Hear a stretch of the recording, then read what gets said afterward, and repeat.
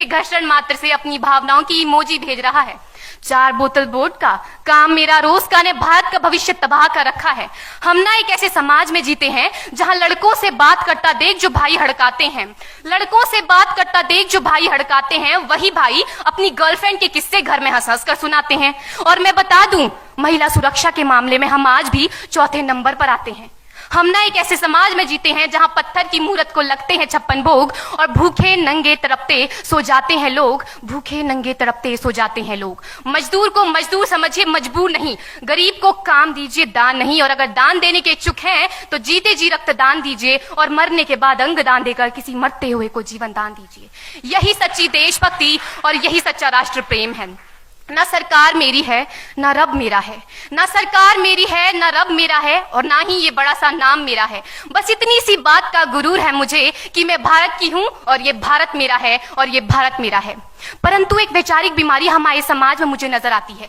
कहा जाता है हम दुनिया के सबसे बड़े लोकतंत्र हैं, जहां हिंदू पैदा होते हैं, मुस्लिम, सिख और ईसाई भी पैदा होते हैं, लेकिन बदकिस्मती है अब इंसान पैदा नहीं होते। और मेरे विचारों में ना हिंदू की जरूरत है ना मुसलमान की जरूरत है। राष्ट्र निर्माण के लिए केवल अच्छे इंसान की जरूरत है, केवल अच्छे इंसान की जरूरत है।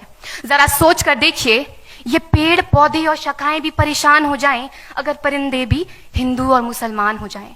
एक शैक्षणिक बीमारी भी हमारे समाज में मुझे नजर आती है, और बड़े ही आश्चर्य की बात है जिस देश ने पूरी दुनिया को तक्षशिला और नालंदा देकर के विश्वविद्यालय शिक्षा की बुनियाद रखी, आज विश्व के 100 सर्वश्रेष्ठ विश्वविद्यालयों में हमारा एक भी विश्वविद्यालय खड़ा नहीं हो पाता। जहां एक और हमारे पास IIT, IIM और NIT जैसे शिक्षण संस्थान हैं, तो वहीं दूसरी ओर इस देश के गरीबों को बेरोजगारी की जमात में खड़ा करने के लिए उनके हाथ में सर्व शिक्षा अभियान का झुंझुना पकड़ा दिया जाता है।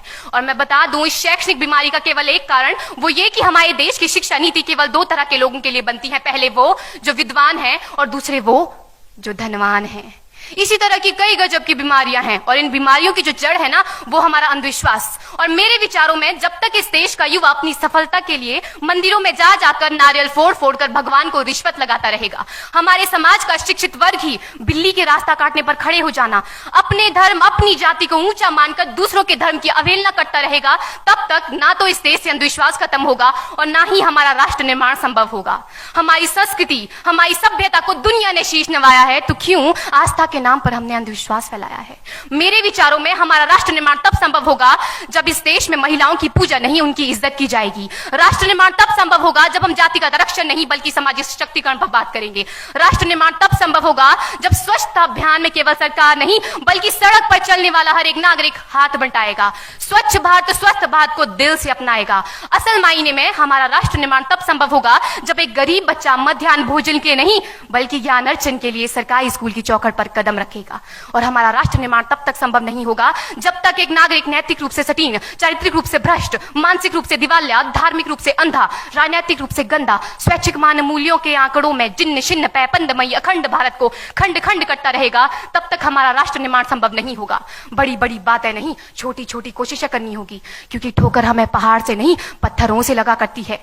I being an Indian, I being a student, I being a symbol daughter of this motherland feel proud to be an Indian।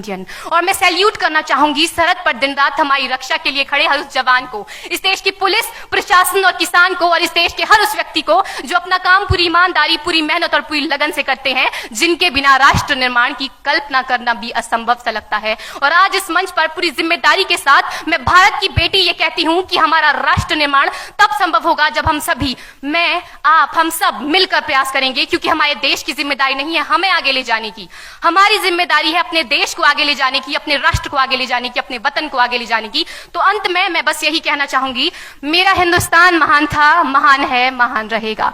मेरा हिंदुस्तान महान था, महान है, महान रहेगा। होगा हौसला सबके दिलों में बुलंद तो एक दिन पाकिस्तान भी जय हिंद कहेगा। पाकिस्तान ही क्यों, सारा जहान जय हिंद कहेगा, क्योंकि सारे जहां से अच्छा हिंदुस्तान हमारा, सारे जहां से अच्छा हिंदुस्तान हमारा, हम बुलबुलें हैं इसकी, ये गुलिस्तान हमारा, ये गुलिस्तान हमारा। जय हिंद, वंदे मातरम।